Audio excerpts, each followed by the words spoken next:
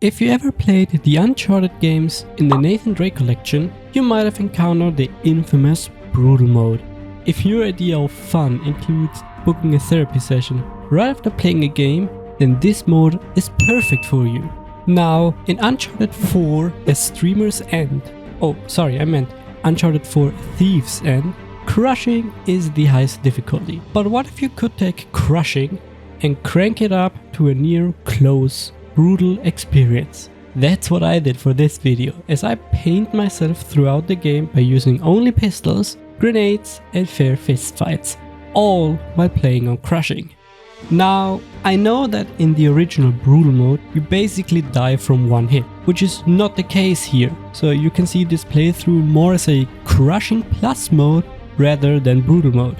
But yeah, this challenge was an absolute pain. Let's just say by the end of it, Nathan wasn't the only one hanging by a thread. Jesus. This game. Yeah, jump over him, Nathan. Really.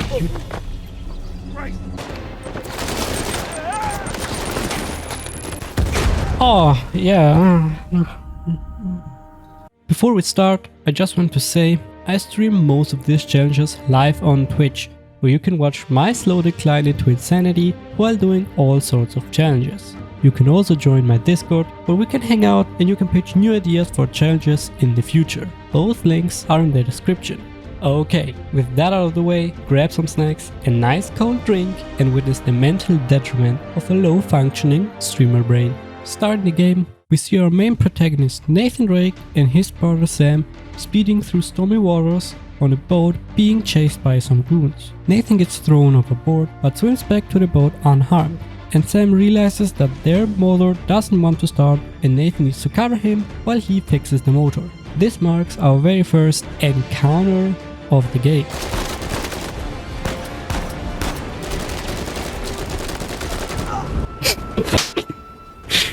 There you have your first death.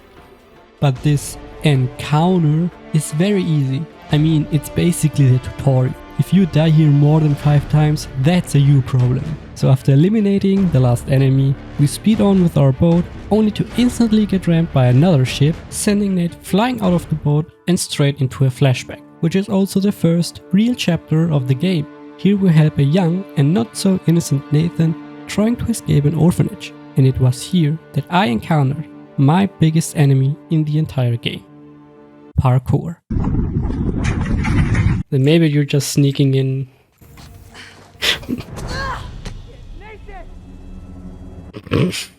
Pressing the wrong button does not help me there, not gonna lie. After that mishap, we meet our older brother Sam and continue climbing to finally escape the orphanage. Once outside, Sam reveals that he found some of their dead mother's belongings that their dad sold and wants to get them back, but we will come back to this later.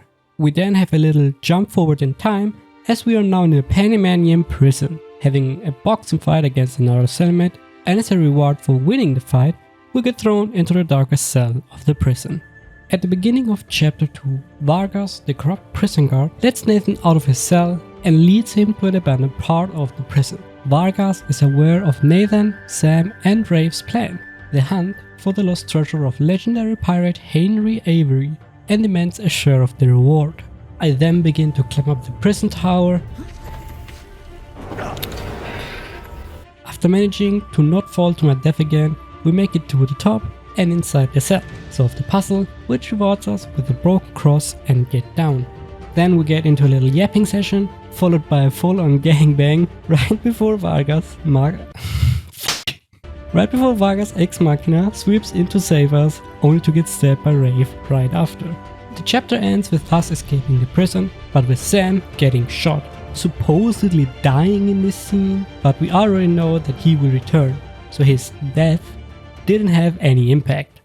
Chapters 3 and 4 take place 15 years after the prison incident and are very uneventful. We first have a little diving session, followed by sucking massive dick in Crash Bandicoot. Fruit foxes do not need fruit. He's not stealing his collection. Well, it's not his. I hate this game. And ends with Sam showing up alive and well. Sam tells Nathan that he is in a lot of trouble. Turns out, Sam's jail buddy was Hector Alcazar, the Panamanian drug lord, and Sam's ticket out of the prison, courtesy of his heavily armed entourage. Chapter 5 is all about reliving the just named Breakout playing with Sam, and this is where I got the first taste of how BS this game can be sometimes. The first 2 rooms aren't that difficult, as you could mostly sit behind cover like a coward and let the gunman take out the enemies. But, me being me, I couldn't resist taking part in this shooting gallery myself, and ran into a small issue. I somehow managed to roll and grab some bullets here, and then defeat the second wave of enemies without dying, now reaching the outside area, where we have to move forward towards the tower while getting shot by a turret and extra enemies on the ground.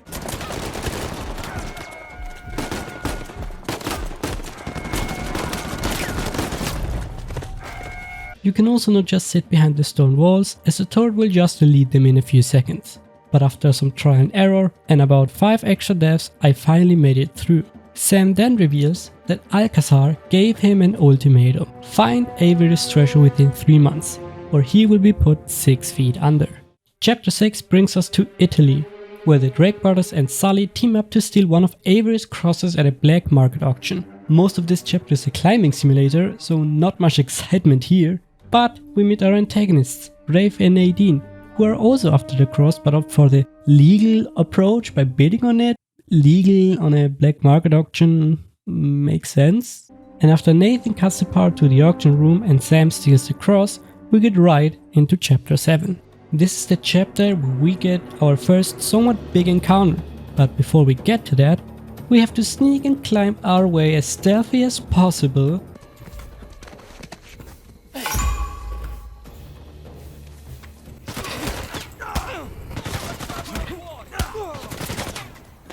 Nathan! Okay, stealth didn't work out, but how about climbing? No, I think you're supposed to jump that way, no? Okay, no. Okay. Once I stopped being a massive moron, I made my way into the library, where Nathan gets dominated by Nadine like I wish I would be dominated one day. And after Nadine throws us out of the window and Sam becomes LeBron for a second, we continue to stealth our way forward and crash land into the ballroom, where we get to the actual first big encounter. The first part of the encounter takes place in this big open room, where you can get shot from shit everywhere. In my first couple tries, I tried to stay behind these big pillars in a long hallway, as most of the enemies are on the opposite side of the room. But you will run out of ammo fairly quickly, while all ammunition is just beyond reach. So eventually you need to make a mad dash across the room and pray to God that you don't die while grabbing some more bullets.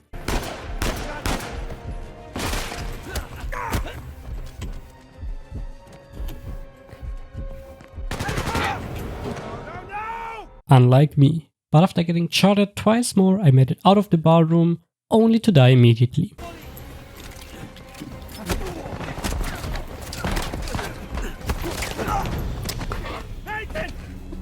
Don't let me start all over again, please, please, please, please, please, please. Okay, good. The second part of this encounter takes place outside the mansion, with now a sniper overlooking the entire battlefield, and let's say he introduced himself quickly.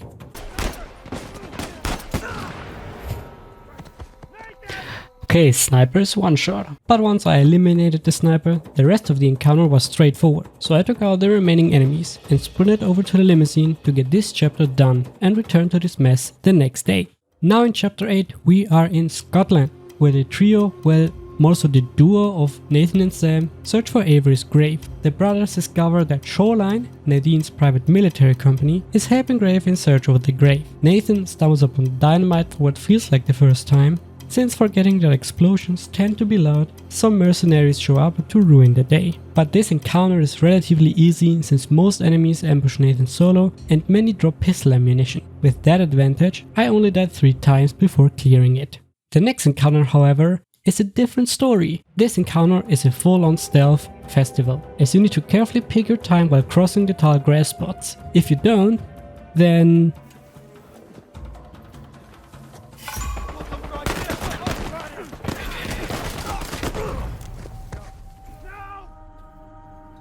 it also doesn't help that when you get a decent run, the enemies casually stroll into your cover, completely ruining your plans.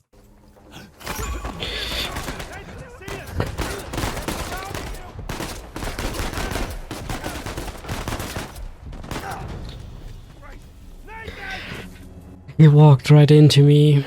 To add fuel to the flame, this encounter takes a long ass time to complete, like a solid 8 to 10 minutes due to the sheer number of enemies and most of the encounter looking like this.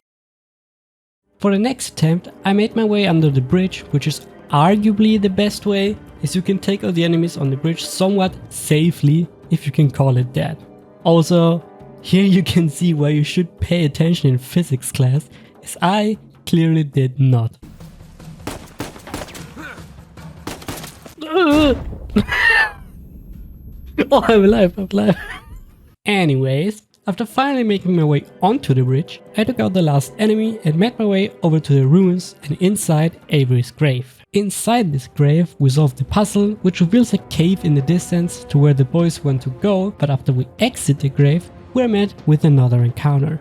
My initial strategy was to make it over to this part of the ruins and silently take out the guy inside, but a lot of the time, the guy above him would spot me, trapping me in this little corner where I would eventually meet my demise.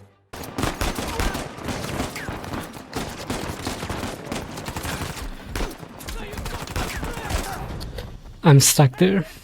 When I finally got around where I wouldn't get spotted, I tried to take out this guy, but for some reason that got me caught, but this led me to running to this part of the ruins, where I could take out the enemies from a distance, and I finally had a working strategy.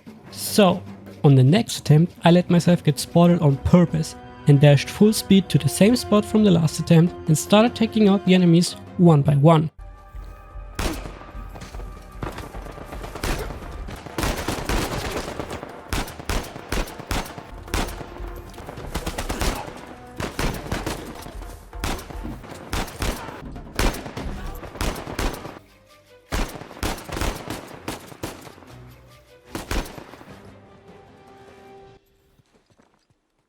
We did it. I then managed to clear the next encounter without dying.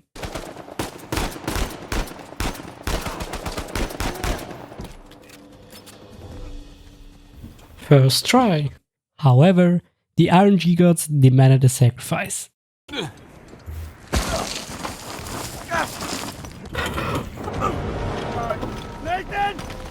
Why are you skipping the whole lower cliff? Okay, from here on out I won't include any more parkour mistakes, but you will know exactly what happened when the death counter mysteriously increases without a fight. And finally, we make it to the cave. Jesus, that took like forever. Chapter 9 can be split into two parts. The relaxing part and the not so relaxing part. The relaxing part involves puzzle solving, parkouring, yes, parkour can be fun if you don't screw up every time and see a guy fall to his death. So relaxing. The not so relaxing part takes place as soon as you reach this hallway, as it's encounter-pocalypse from here on out. But somehow I managed to make it past the turret encounter, the crane encounter, and even moved past both ruin fights with only one death, and then made it safely to the plane. We should be okay.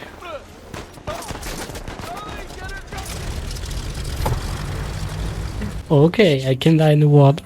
Okay, let me try again. And then made it safely to the plane and escape. Closing Chapter 9. Chapter 10 takes us to Kings Bay, Madagascar, where the trio searches for Avery's tower. Nathan suspects that Avery wasn't marking the location of his treasure, but was instead recruiting for his crew. And let me say, this chapter is the hardest chapter I've faced for now. While driving towards the tower, I got raided by one of my favorite streamers, TMB. You probably won't ever see this, TMB, but the raid meant a lot to me. Thank you. And with chat now filled with people, I had to prove that I am a professional gamer.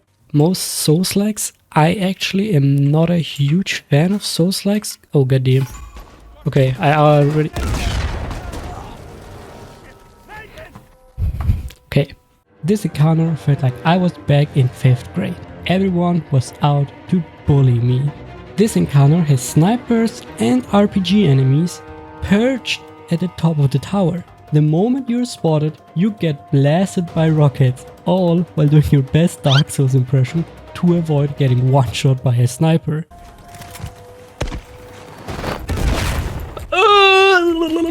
Run!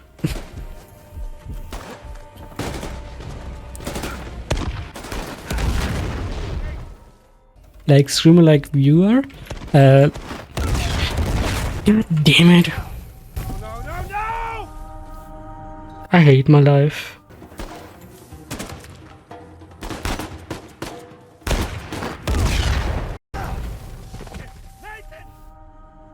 That rocket launcher and sniper combination is not fair.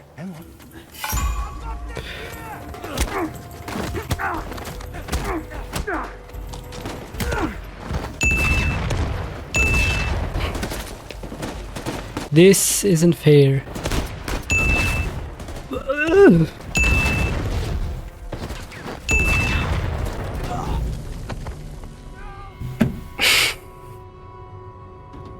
Then my dumbass tried to drive out of the encounter, and yeah, that didn't work either.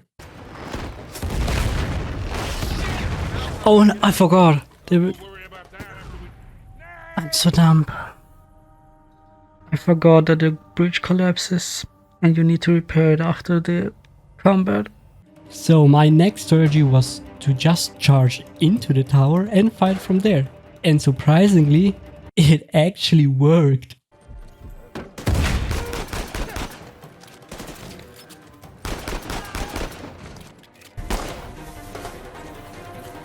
Where is he?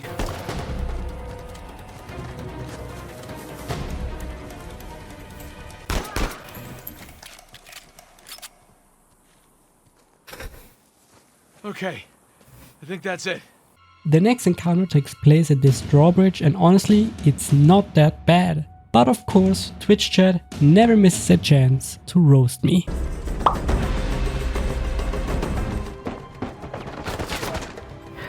What the hell, Yui? Why are you guys so mean? Even with Twitch chat against me, I made it out with only 9 more deaths and moved to the last encounter in chapter 10. This fight introduces armored enemies, and to take them down, you first have to knock off their helmet before landing a headshot. But that's easier said than done. You either waste precious bullets or use a grenade to strip their helmets. I went with the grenade route, since at the start 2 armored guys dropping close together, making for a perfect double pop. There is also a grenade launcher enemy overseeing the area, along with normal enemies scattered everywhere.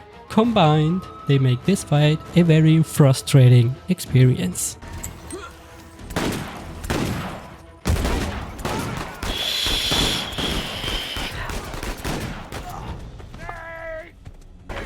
Son of a bitch! Under 90? Okay. Bet. Now with food on the line, I knew I had to log in. Oh, thank you Nathan for punching in the air. I love that.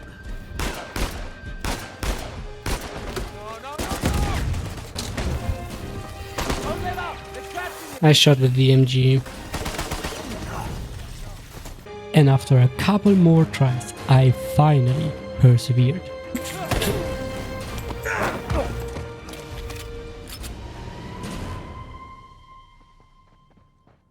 Jesus. Is that all of them? Closing the chapter, the boys decide to split up to investigate 2 possible towers that might hold clues to Avery's treasure. Chapter 11 starts with me causing massive amounts of property damage, followed by more puzzle solving.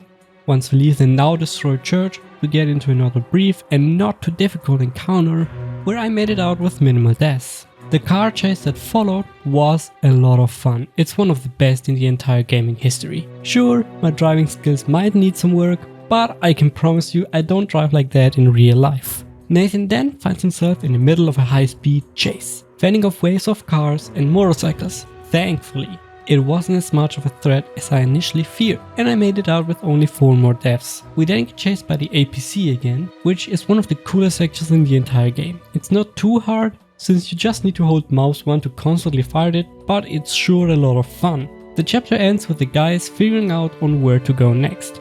Then Elena surprises Nathan, and the TLDR is that Nathan just lied to her about all of this. She rightfully is a bit mad at him, and so was Chad. Chapter 12 is finally a chapter without any encounters, so I'll keep this one short. Sam and Nathan arrive at the island location they pinpointed a few minutes ago, they do some climbing, solve some more puzzles and figure out on which island they need to head next. Then the parts we saw in the prologue happen again, but thankfully we don't have to replay them. And that's it for chapter 12. With chapter 13 we are now on the island where the rest of the story unfolds. After the boat collision, Nathan finds himself marooned on the island, and the first part of this chapter is all about trekking across the island in search of Sam. But the game, apparently worried you're not having enough fun, hits you with another encounter. Now, this encounter is a bit tricky because you start with no gun, so my priority was to find a guy with a pistol so that I could actually defend myself in this shootout. After you collect your pistol, it's a bit of a coin toss on what to do next. You need to carefully take out the enemies one by one while trying not to get spotted. If you're patient enough, this encounter shouldn't pose great problems. But I am not.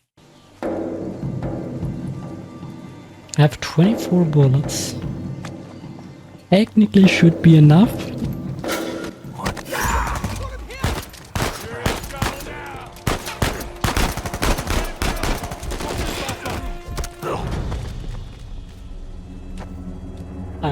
I perfectly jinxed it. This encounter can also set you up for disaster almost immediately. Sometimes it's just impossible to get rid of one mercenary without another one seeing you. Also, sometimes the game just ruins your entire run with stuff like this.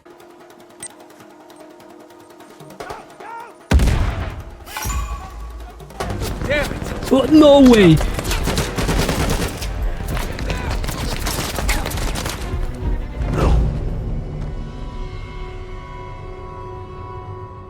To be completely honest, TBH, I did press C to let go of the cliff, but why the fuck is there a minigun shooting at me from 100 meters away? But after one more unsuccessful try, I reached the second part of this encounter. With very few enemies, I got rid of all but one enemy. But the last one is the aforementioned minigun. Minigun enemies are by far the worst enemies in the game. They're basically like a normal armored guy, just with more armor and carrying a gun that can delete your entire family tree in seconds. You need to spend 2 precious grenades to get rid of his head armor and then hit a headshot before he makes Swiss cheese out of you. With the encounter now behind us, we reunite with Sam and continue our search and eventually find the lost pirate haven, Libertalia. Chapter 14 is when the game decides to trick you into thinking this is a non-combat chapter, as it takes place in the ruins of Libertalia, where you wander around and explore this once thriving pirate utopia. But spoiler alert, it's not as peaceful as it looks. After swinging across this massive hole, you're hit with the first of 2 encounters in this chapter, and my first attempts went horrible, as I had no real safe space to sit behind. That's when I came up with my improvised strategy that I like to call climb up and down to avoid grenades. I know, very creative. You just cling to this section of the wall, and whenever a grenade comes flying your way, you just climb down a ledge, wait for the explosion, climb back up and re-peek. And that's all you do for 5 minutes. Once most of the enemies are down, you push forward and take out the remaining mercenaries. A few minutes later though, you are thrown into the second encounter, and this one is much nastier. Okay, that didn't work.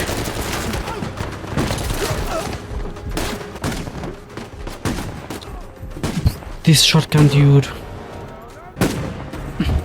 Another one. Yeah, jump over him, Nathan. Really, you.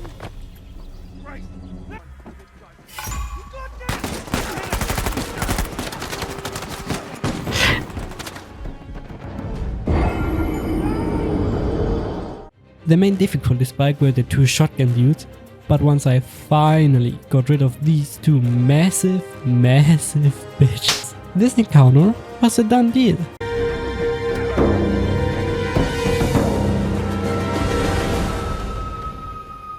That's it. For now.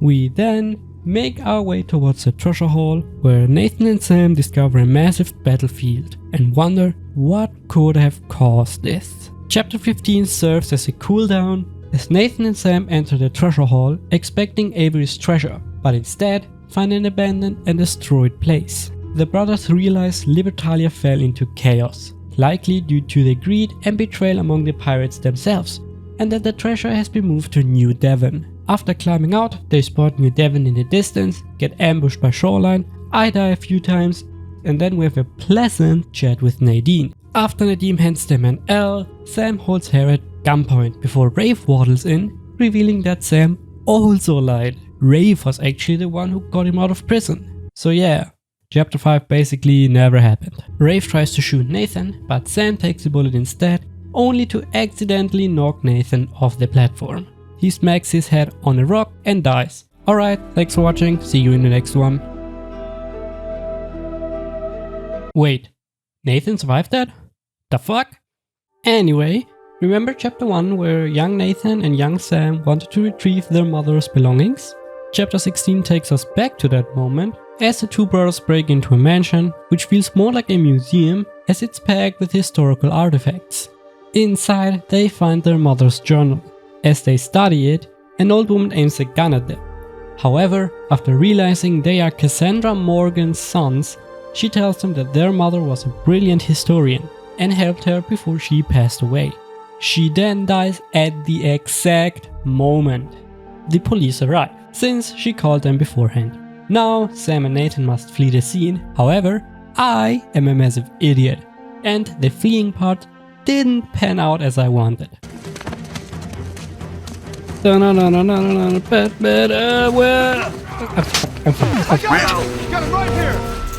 I then finally make it out and the brothers escape the scene. Knowing they can't return to their former lives, they decide to complete their mother's unfinished work, and since she believed that Sir Francis Drake had heirs, they take on a new identity as Sam and Nathan Drake. We then jump back to the present to a somehow still alive Nathan, and now joined by Elena, who saved him after his fall, and move into the next chapter. Chapter 17 is just a warm-up for the absolute mental and physical destruction that's about to hit, starting with chapter 18. While the encounters are tough, they are at least manageable without completely losing your goddamn mind. The first encounter takes place in this little mud flow and it's a pretty easy one. However, the way I completely misplayed one attempt was honestly hilarious. Oh, there are grenades here.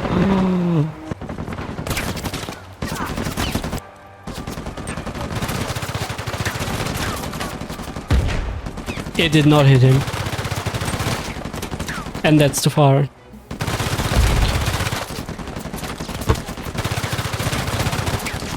Elena, come on! I'm in! Go!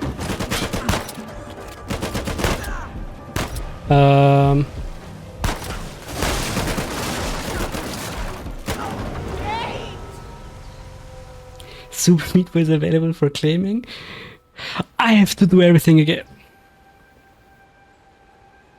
Anyway, I cleaned up the encounter on my next attempt and we get a short break from combat. Now it's time for the elevator fight, and this one is one of the harder encounters as you have a limited space to move around while a wave after wave of enemies shoot down on you.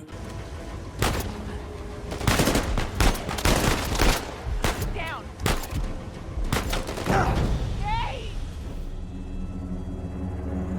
Maybe I shouldn't peek when my screen is grey. Hello, oh,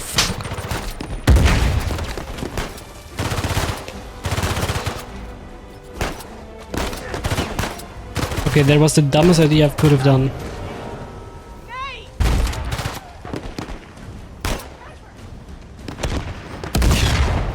Okay.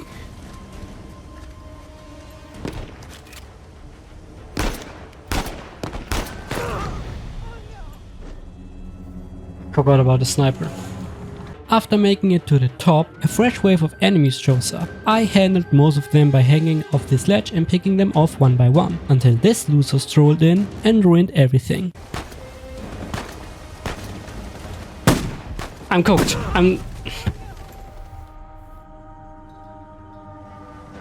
Okay, at least we get a decent spawn. Thankfully, the game blessed me with a checkpoint, so I didn't have to redo the whole climbing part again, and after a few attempts, I finally cleared the encounter. And so, we move on to the next chapter.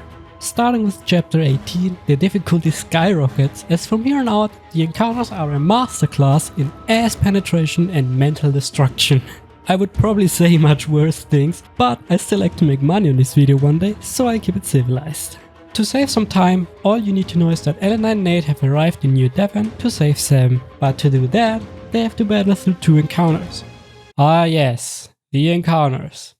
What a great time. The first encounter takes place in a lake-like area where you can dive to avoid enemies. In hindsight, I really should have taken advantage more of this, but hey, you're always smarter after the fact. This encounter was especially brutal due to its sheer length. One attempt could last 10 to 12 ass-clenching minutes, only for me to die from a dumb mistake at the very end.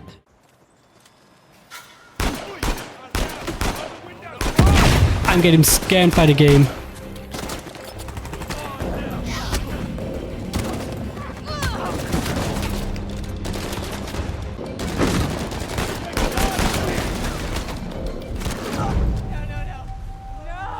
That was straight scammed by the game.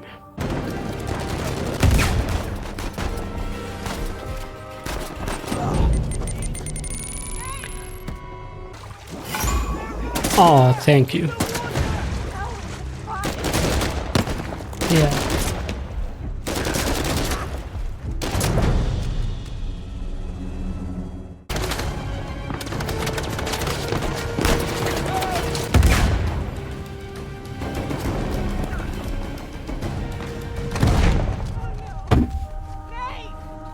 Jump into the water, please.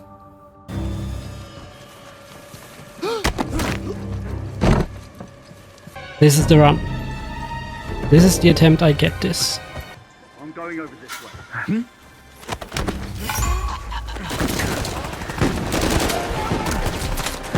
This was not the run.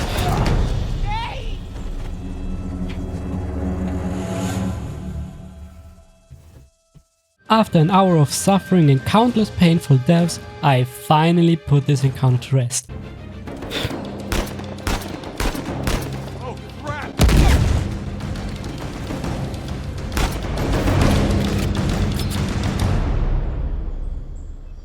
Jesus.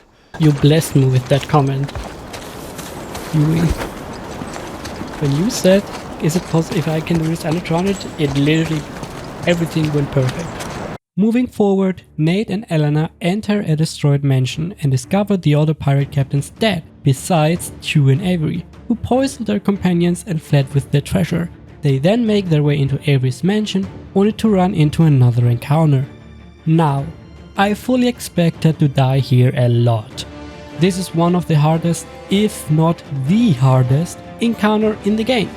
But what I got was the most crushing 1 hour and 40 minutes I've experienced since watching my Saints play offense in the last season. Let me paint you a picture of what I had to deal with. We had a minigun brute built like a tank, 2 snipers who never miss, armored SMG dudes soaking up bullets like they're in Gears of War, a grenade launcher enemy making sure I never stayed in one place, a bajillion normal enemies to keep things balanced, and Elena who might as well be sightseeing. As you can imagine, I had a lot of fun.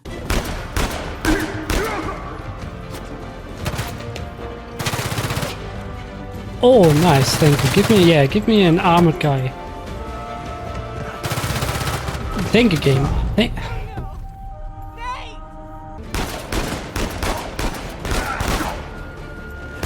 No! I pressed W. He should not. What? What? What did blew up there? I have no grenade left. Hello. Oh yeah, of course.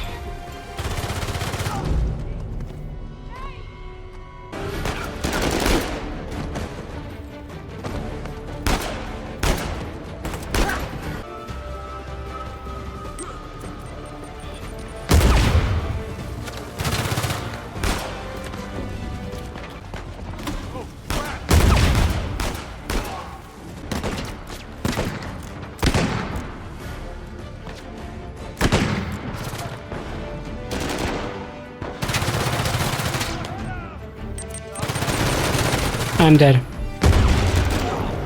That was the best try we had so far. I think those were the only 4 left. This encounter got so bad to the point I had to step away for a couple of minutes just to make some food and watch a bit of Valorant to reset mentally. And after 62 deaths and feeling like I aged 30 years, I finally hit the perfect run. Although I nearly choked it first.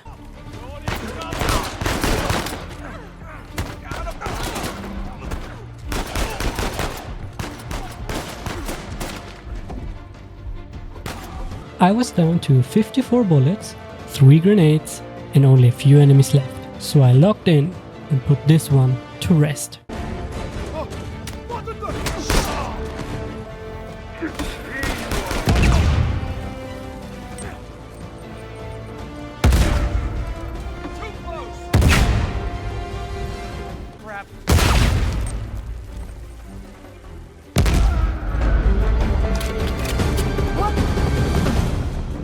Jesus. You alright? Yeah. They were just waiting to ambush us. Yeah. I'm free. I'm finally free. After finally beating this god-awful encounter, most sane people would just close the game and go to bed. Maybe dream about their teenage crush or something. And after having my soul absolutely obliterated by this fight, I did the only rational thing left. I kept playing. I was riding an emotional high when I reached chapter 19, as you can see right here. Very stable. I want to kiss chapter 19. Mwah, mwah, mwah. Why would I say that? Why the fuck would I say that? Now, in the baker's basement from Resident Evil, I was not met with molded or any other creepy horror monsters. I got something even worse. Oh no. Elena, get down! Fuck up! Another encounter. This encounter fucks you right from the start, as you sit behind a wooden box that gets destroyed immediately, so your only option is to run backwards to this stone wall and sit behind it while the armada of enemies rushes towards you. And yes, this encounter felt like my face kept getting slammed against the wall, but to be fair, each attempt fell apart so quickly that I wasn't stuck losing a 10-minute fight over and over again.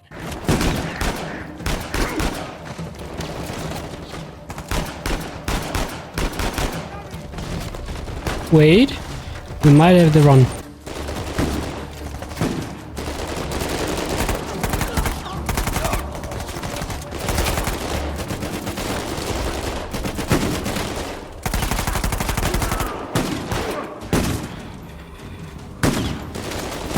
Okay, this is not a run.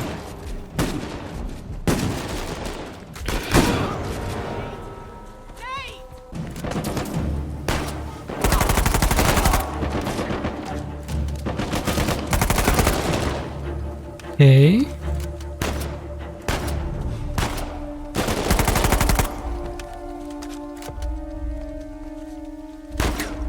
He's the last one. Music is still playing.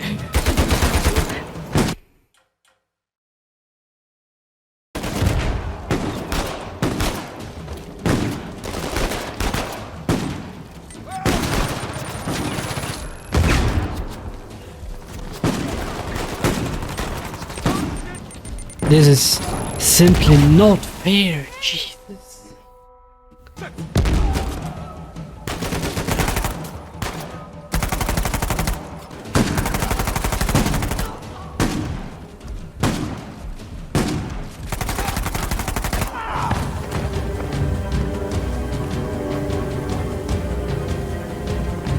I have no bullets. I'm screwed. I have no bullets.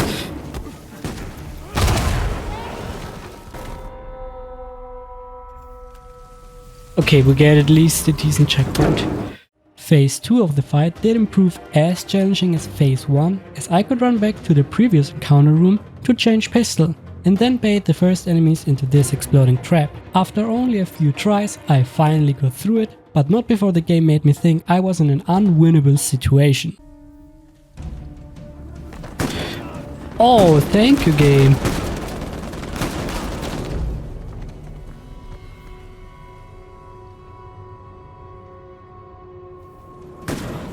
What is this spawn point? Elena, get behind something! I'm screwed. Oh wait, I'm not screwed. Well, for once I appreciate Avery's exploding mummies. Then came a puzzle which took longer than I really care to admit. Wait, no. That was for science. After solving it, Elena and Nate immediately get trapped in a trap, how ironic, but they escape, and to close out this chapter, I get to play some Nate Bandicoot. Go! Press wrong button.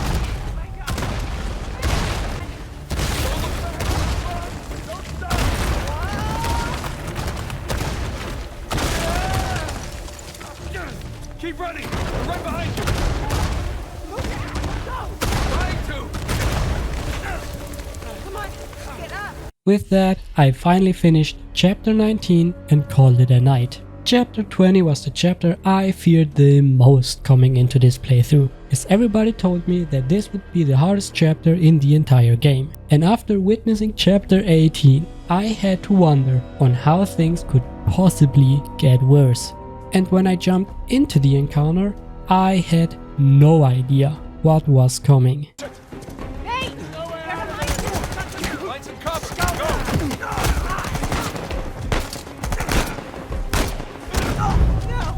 No!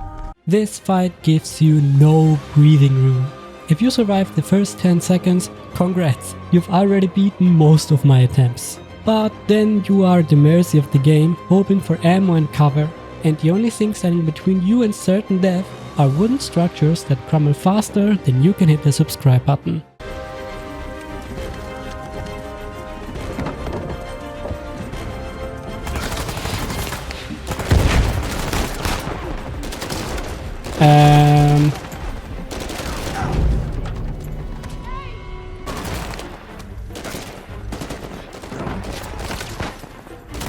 Yeah, okay. Fuck you, game. Die some more, please. Shut up, CM.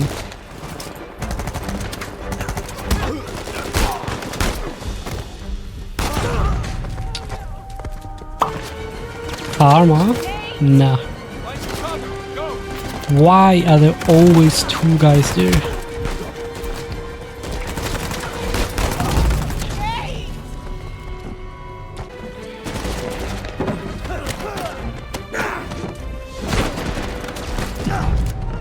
Of course. Why are you doing a fucking WWE move, Nate? Just fucking punch him in the head. Also, the game didn't inform me I was fighting against Thanos himself. Bro, how much does he tank? I shot 25 bullets into his fucking chest and he survived. And of course, I could always count on Elena to do not what she was supposed to do when I needed her the most.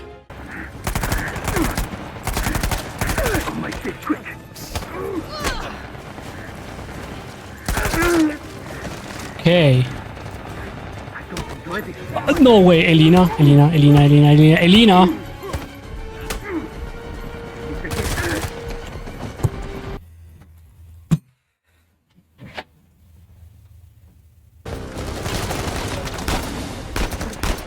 Oh, great. God, I love this game.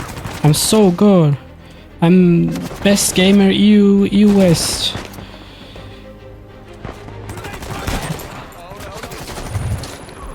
Yeah, just kill me. Yeah, thank you. After a solid hour of absolutely getting bent over, I managed to get to the second phase of this encounter, where 2 fucking miniguns spawn. But I somehow managed to get through it without dying, although it was a very close call. Elena, this way! Okay, we cleared the first part. Oh, I lied!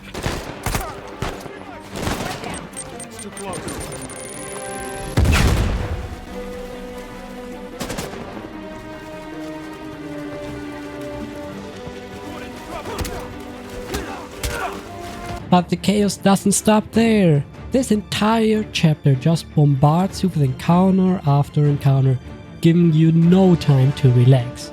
And on top of that, the game sometimes decides to troll the absolute piss out of you.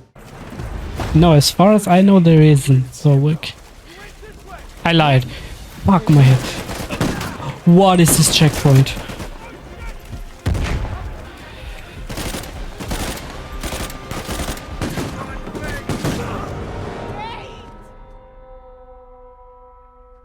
What is this?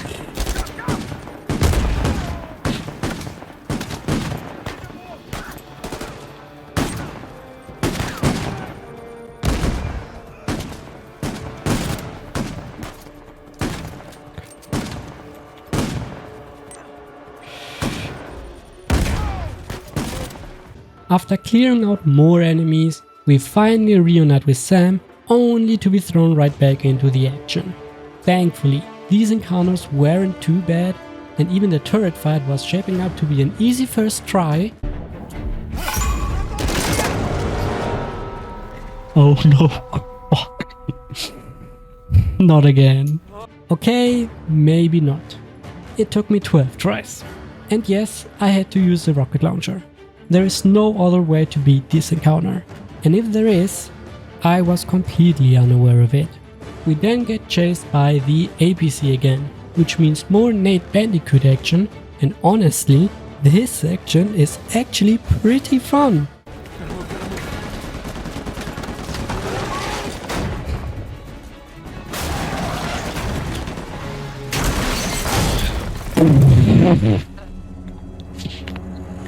Fuck. And then, the moment I've been waiting for the whole time.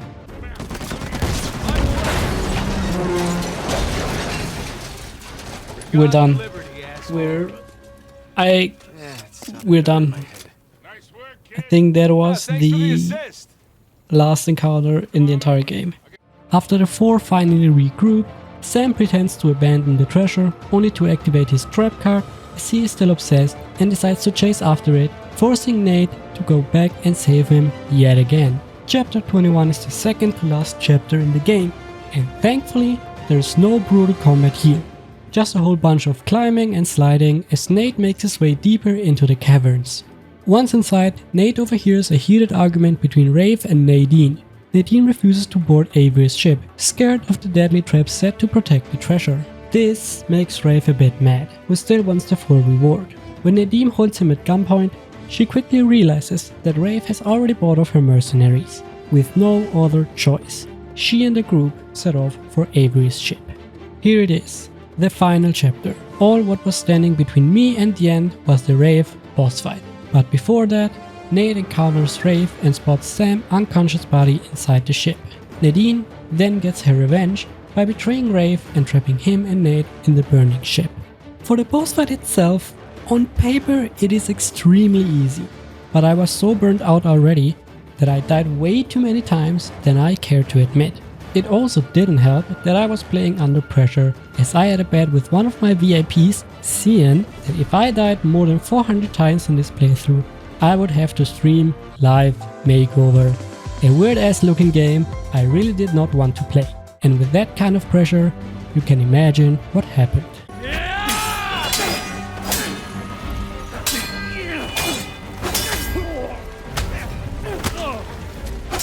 Come on, Nate.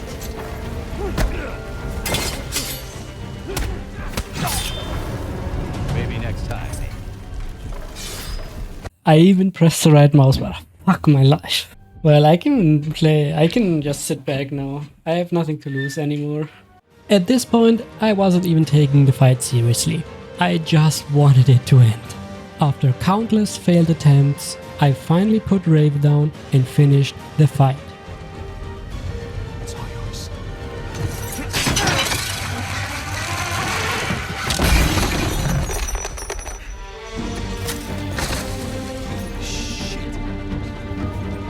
That's the game. There isn't anything more coming up. Let's fucking go.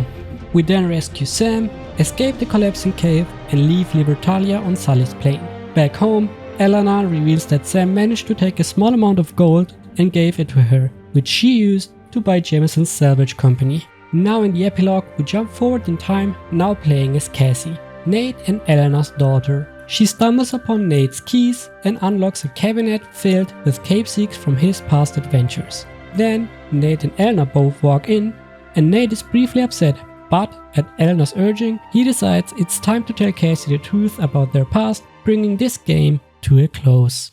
With a nice 420 deaths, I would rate this challenge a solid 8 out of 10 lost treasures. Mainly because everything from chapter 18 to 21 was literally hell. But the game also throws in some combat-free sections, making for a great mix of extreme suffering and total relaxation. Although I will never reach the age of 60 after this challenge, I would be lying if I said I didn't have fun experiencing this awesome game in a completely different and challenging way.